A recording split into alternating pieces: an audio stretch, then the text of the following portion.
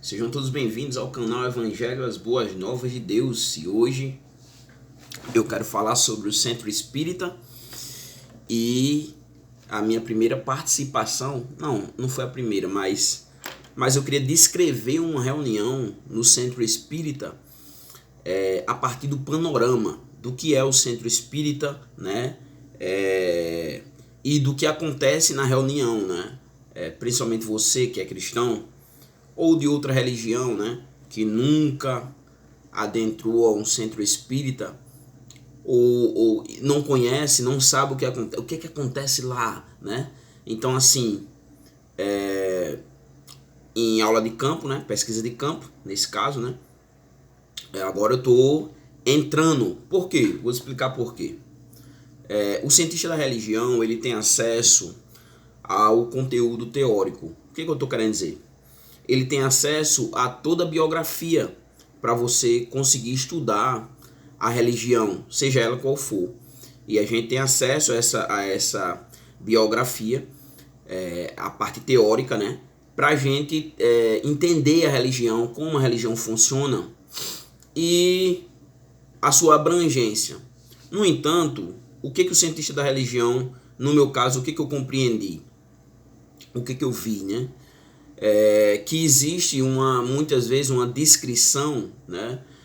E essa descrição muitas vezes ela fica defasada porque toda religião ela é viva, ela muda progressivamente, ela tem transformações, ela tem cisões, ela se reinventa, se ressignifica e muitas vezes o conteúdo ele fica desatualizado, a ideia fica desatualizada. Às vezes acontece um sincretismo dentro da religião, ela traz informações de outras religiões para dentro dela, né? Às vezes a religião ela abraça muitas religiões, então ela tem um campo litúrgico bem abrangente e que somente lendo você... E outra coisa, você lê, né, as obras bibliográficas, mas a prática, você tá lá no local de culto da religião, você tá dentro do ambiente, você vivenciar como que é feito, os detalhes, né? Você vivenciar as mãos daquelas pessoas que estão praticando, qual é o sentimento dos adeptos, qual é a reação que os adeptos têm, né? Como se dá essa liturgia, quais são os momentos, o que acontece durante a liturgia, né? Então tudo isso você lê, mas muitas vezes segue um roteiro diferente, muitas vezes se muda aquele itinerário e você não consegue vivenciar isso de longe. Você tem que vivenciar dentro da religião. Não é se tornando adepto da religião, né? Se você não tem religião, você não precisa se tornar o religioso da religião, ou se você é cristão, ou se você pertence a uma outra religião, você não precisa se tornar o adepto daquela religião. No entanto, você vivencia a partir do contato direto com essas pessoas, com os fiéis daquela religião, né? Esse convívio, como eles sentem, o que sentem, como vivenciam aquilo ali, né? O que causa no seu cotidiano, os conceitos morais que aquilo ali traz para a sua vida, os direcionamentos, como elas vão passar a agir a partir de tudo aquilo que ela vivencia dentro da religião. De longe você não consegue vivenciar isso, esse contato e entender a partir do próprio adepto como ele vê a situação, né? Até mesmo porque muitas vezes o adepto mesmo ele pensa, ele tem várias interpretações a partir de que ele é um ser humano. Existe um guia, algumas religiões, outras não, são oralidades, como no caso do Candomblé e Umbanda. Mas o que acontece? Mas tem religiões que têm textos escritos que são seus guias, e muitas vezes dentro da própria religião existe uma variedade de interpretações. A partir do momento que você parte do próprio cristianismo, o cristianismo, existe uma diversidade de interpretações, muitas vezes de textos, né? Então você precisa entender a partir dos adeptos, né? Então ontem eu fui na verdade eu fui ao Salão do Reino das Testemunhas de Jeová. Depois eu vou fazer um vídeo sobre, eu preciso vivenciar mais algumas vezes, para entender como funciona, né? E outra coisa, a religião é viva, então você tem que estar sempre buscando a informação, entendendo a informação, né? Acontece cisões, é abrangente, então é contínuo, né? Estou tentando muito conseguir ter acesso a um terreiro de candomblé ou ao local de culto da Umbanda, mas até eles são mais restritos, então normalmente quem lhe leva é algum adepto, mas até agora eu não tive o prazer de conhecer ninguém, né? Mas aí tive o prazer de conhecer uma senhora da Testemunha de Jeová, ela me levou, e uma pessoa do espiritismo aqui do meu condomínio, e ele me guiou e eu consegui chegar até lá, e é o que eu vou descrever. Então, vamos lá. O local de culto, primeiro local de culto, né? A minha chegada até lá. Cheguei ao local, né? O local normal, né? Tive acesso, era como se fosse meio que uma casa, uma associação, né? Eu não vou dizer o nome, até mesmo para preservar a minha liberdade de entrar, né, nesses lugares. E a minha visão não é depreciativa, como se você já é inscrito aqui no canal, eu até recomendo, se inscreva no canal, curta o vídeo, traga seu comentário se você é adepto da religião ou não, ou o que você entendeu, ou as suas visões, né? Se achou interessante a religião, se não, vai aí no canal também, tem um monte de vídeos sobre várias religiões, né? Agora eu estou produzindo mais material para o canal, então o feedback de vocês é muito importante para a continuidade do trabalho, entendeu? Então eu recomendo você fazer isso. Mas voltando, então um local como se fosse uma associação, né? E eu cheguei até lá o local, dei boa noite, tinha um birozinho e duas pessoas lá me receberam, e eu falei que tinha ido para a reunião, e ele me mostrou o local onde seria a reunião. Vou falar já sobre esse local. Mas antes, eu tinha ido em um outro momento, a outro centro, né? Que foi onde eu comprei uma obra que eu vou mostrar aqui para vocês daqui a pouco. Tem a coleção, mas para o vídeo eu trouxe só essa obra aqui, que eu acho interessante, só essa obra para contextualizar o que eu vivi lá, no caso, né? Então, normalmente os centros espíritas, pelo menos eu fui em todos dois eu constatei isso, o primeiro e esse agora, constatei. O que se tem dentro do centro, né? Uma livraria, que aí vende os conteúdos, o material da própria religião, o que a religião crê, no que a religião acredita, né? Então, tem lá essa livraria, né?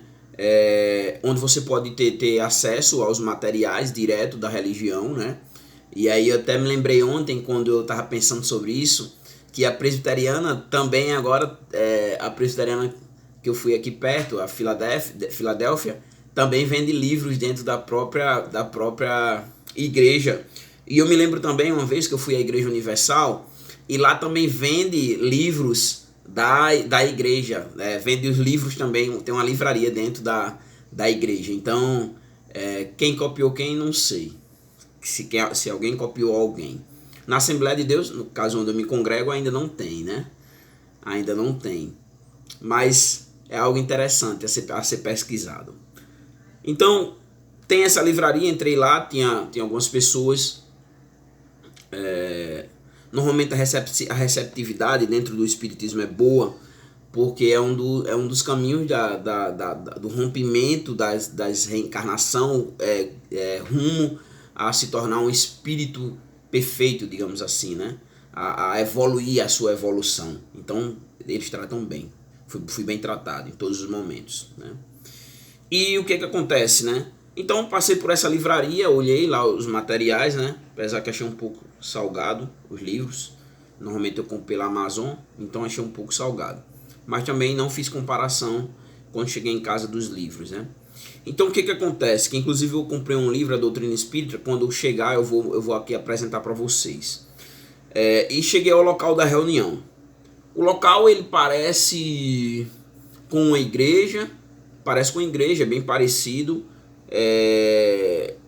Com uma igreja católica, na verdade, com uma exceção. Lá não tinha imagens do caso de gesso, mas tinha imagens, fotos, né?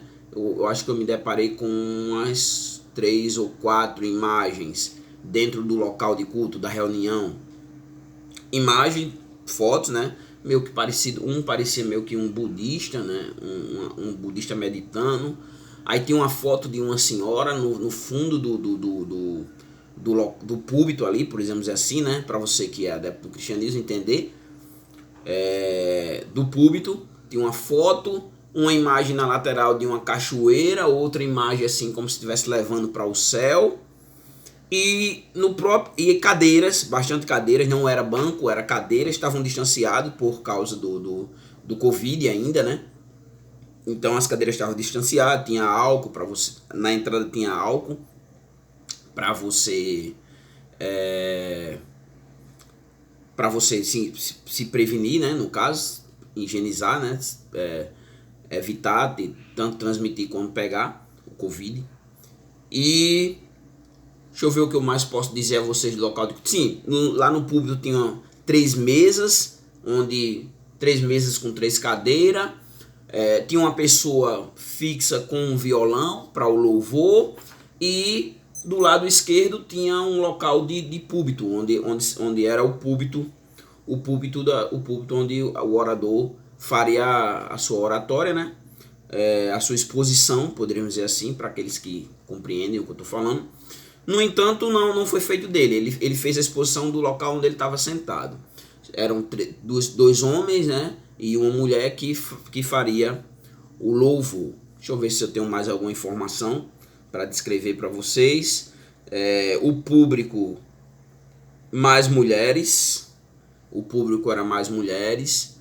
No entanto, eu vi 2 homossexuais, então já dá para entender que o espiritismo não tem meio que esse preconceito. Pelo menos eu vi lá 2 homens, no caso, homossexuais. O corpo da reunião era mais de pessoas mais maduras, sim, mulheres mais maduras. Tinha algumas jovens também, não eram muitas, né? Mas o corpo em si da reunião eram pessoas mais maduras, né? E aí o que acontece, né? Descrito o local de culto, espero que vocês tenham compreendido. Acredito que eu não deixei passar nada. Acredito que eu não tenha deixado passar nada. Parece bastante com a igreja católica sem os santos, mas com imagens, né? E com pinturas, parecendo aquelas igrejas medievais, né? Aquelas igrejas com gravuras. Então, foi isso, né? Cadeira, sentada cadeira com distanciamento. E aí a liturgia da reunião, né? Porque para o espiritismo não é uma religião. No entanto, para mim, cientista da religião, é uma religião. O espiritismo é uma religião. E eu vou mostrar por que agora. A primeira coisa que aconteceu foi uma reflexão introdutória. Então a pessoa pegou um artigo e ela fez a leitura desse artigo, né? O foco é sempre levar para a caridade e seguir os exemplos de Jesus, o espírito mais evoluído, o espírito puro, né? E o que acontece?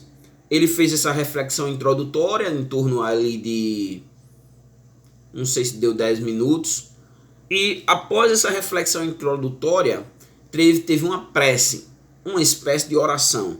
Então, veja, dentro da liturgia, uma introdução à divindade, no caso, a Deus, né? Se fala bastante em Deus e em Jesus. No centro espírita, foca-se muito em Deus e em Jesus. E depois dessa reflexão e dessa prece, uma oração, as pessoas não precisaram, em nenhum momento eu precisei me levantar. Então o tempo todo as pessoas ficaram sentadas. Em nenhum momento durante a liturgia, o ritual, eu não precisei me levantar. Fiquei sentado o tempo todo. Normalmente as pessoas levam também para o local de culto, no centro espírita, o livro que está sendo estudado, pelo que eu percebi.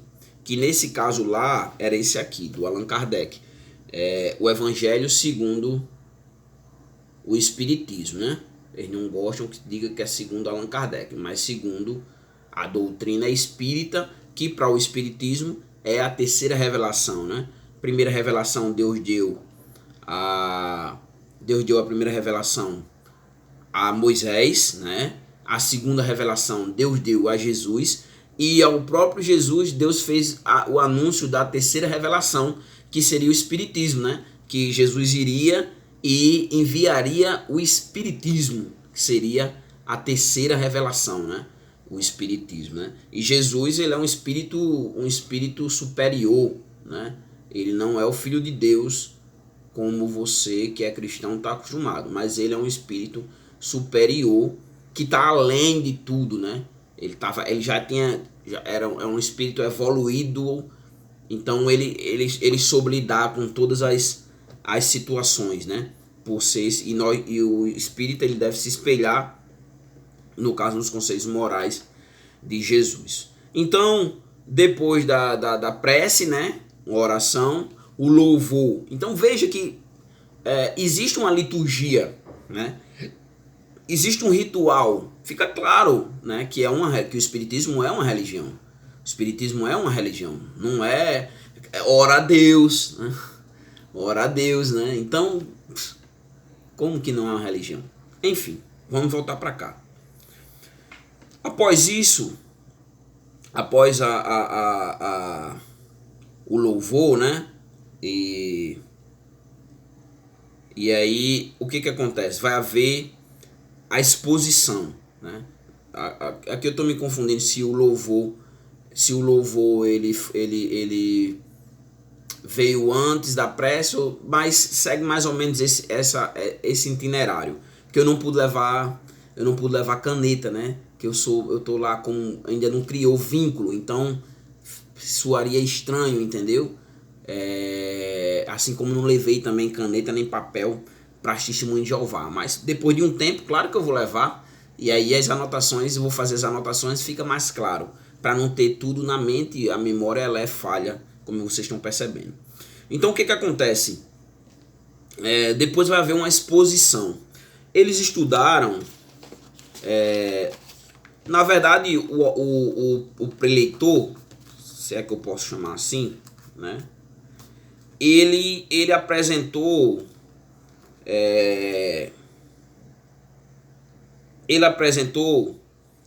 o primeiro capítulo do livro O Evangelho segundo o Espiritismo. E aí você vai dizer, o que aborda o primeiro capítulo, né? Primeira coisa que ele abordou foi as 3 revelações, né? A revelação de Moisés, a lei, Jesus, né? O Espírito perfeito, né? Aí a terceira revelação, que é o Espiritismo, e a aliança da ciência, como se relacionar a ciência e a religião. E aí ele dialogou com relação ele explicou o porquê no Espiritismo, no princípio, com as irmãs Fox, essa manifestação dos espíritos, que o que estava por trás era trazer a codificação, a doutrina espírita. Então havia necessidade de que essas manifestações, Casa Assombrada, né, a questão das irmãs Fox, né, as mesas girantes, o que estava por trás ali desses movimentos que aconteceram nos Estados Unidos, no caso com o próprio Allan Kardec, que o Allan Kardec presenciou e que foi o que acabou levando o Allan Kardec a curiosidade de entender o fenômeno e a entender exatamente essa relação que existia, de não separar ciência, né, e religião nesse sentido. Então, os espíritos, espíritos mais evoluídos, trouxeram a codificação, do qual foi escrita pelo Allan Kardec, mas entregue pelos espíritos mais evoluídos, espíritos perfeitos, né, que nada mais é do que instruções dos espíritos, né, para essa nova era. A era, no caso, não mais a era poderíamos dizer, da primeira aliança com Moisés, né, ou da segunda aliança com Cristo, mas do Espiritismo. Então a mensagem que ele trouxe foi em cima disso, trouxe alguns exemplos, né, de locais onde os espíritos se manifestaram, pessoas que acabaram acreditando, né? E falou um pouquinho da caridade. E depois que ele finalizou, né? Quando ele finalizou a mensagem, deixa eu só pegar aqui uma coisa aqui.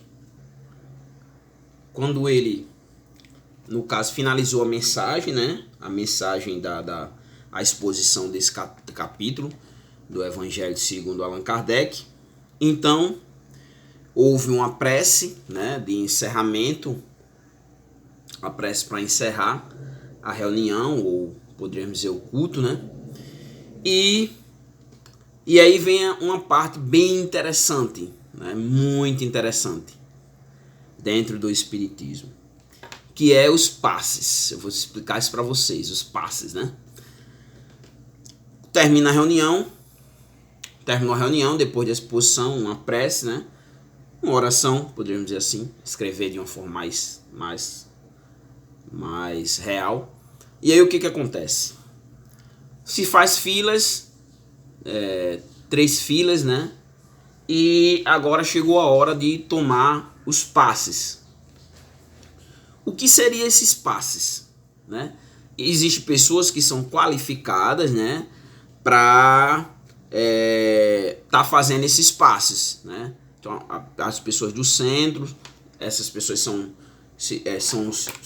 poderíamos dizer assim, se tornam especialistas nisso, em dar os passes, né?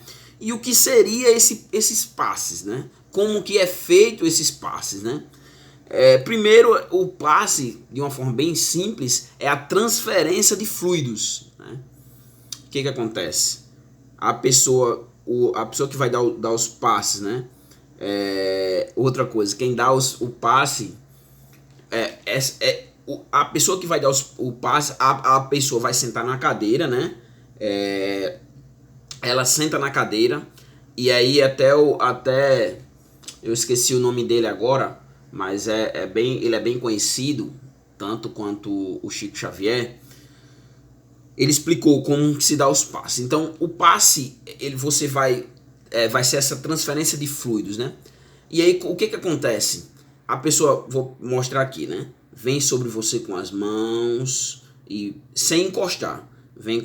Você fica sentado na cadeira, então ele vem com você com as mãos e tira os maus fluidos e transfere fluidos positivos para você, né? E tira os maus fluidos, né? Seria como uma espécie, poderíamos dizer assim, de uma renovação, né? Espiritual que acontece com aquela pessoa que vai receber ali. Seria como se fôssemos fazer religião comparada. Outra coisa, e os espíritos eles estão ali fazendo essa transferência de fluido, né? A pessoa que vai fazer o passe, ele transfere os fluidos para aquela pessoa e tira os fluidos negativos, poderíamos dizer assim, as coisas que causam peso. A base bíblica, segundo o Evangelho segundo o Espiritismo, é quando Jesus diz: "Vinde a mim todos vós que estáis cansados e oprimidos, e eu vos aliviarei". Então, o fluido é um alívio, produz alívio ali na vida das pessoas, né? Através dessa transferência de fluido. Acontece depois da reunião. Tinha também, essa informação eu vou ficar devendo a vocês, mas posteriormente, em outros vídeos, eu vou explicar para vocês, né? Mas eu observei que no final, também na saída do local de reunião, o templo, poderíamos dizer assim, por mais que eles não chamem assim, né? Mas é o que é, entendeu? A descrição a partir da ciência da religião é que é um templo. Existiam vários copos assim, e dentro desses copos, acredito que era água, aqueles copos de café pequeno, né? Eu não peguei, e talvez você esteja curioso. Tomou passe? Não tomou passe? Não, não tomei. Porque eu queria entender primeiro como é que funcionava. A minha intenção foi ir ali e ver como funciona o ritual, né? O culto, poderíamos dizer assim, o ritual, a ritualística do espiritismo. Entender de uma forma mais a partir de dentro, né? Não de uma forma descritiva somente da teoria, mas a partir de dentro. Então eu não tomei os passes, mas vou tomar, não tenho um problema com isso não. É vivenciar por completo, entender como funciona, entendeu? Então o tempo todo entendido durante a reunião que os espíritos se encontram ali, né? Os espíritos, né? Essa compreensão de que a vida ela prossegue após a morte, né? Através do perispírito, seria uma espécie de o que sobrevive e guarda as memórias, né? Mais ou menos por aí. Depois farei um vídeo também só sobre o perispírito, para vocês entenderem. Então, foi mais ou menos isso. Eu acredito que eu não tenha esquecido de nada, né? Ao que parece não existe um sacerdote. Um sacerdote que eu digo é uma pessoa, deve existir a pessoa responsável pelo templo, mas ao que parece lá não existe uma nomenclatura sacerdotal, né? O que a gente conhece, o que a gente entende sobre o espiritismo é a mediunidade, os médios, né? E uma curiosidade, pode haver um centro espírita que não tenha médium. No entanto, o objetivo tem que ser o que é o objetivo do espiritismo, que é estudar a passagem do conhecimento, a doutrina, né? O ensinamento. Esse é primordial.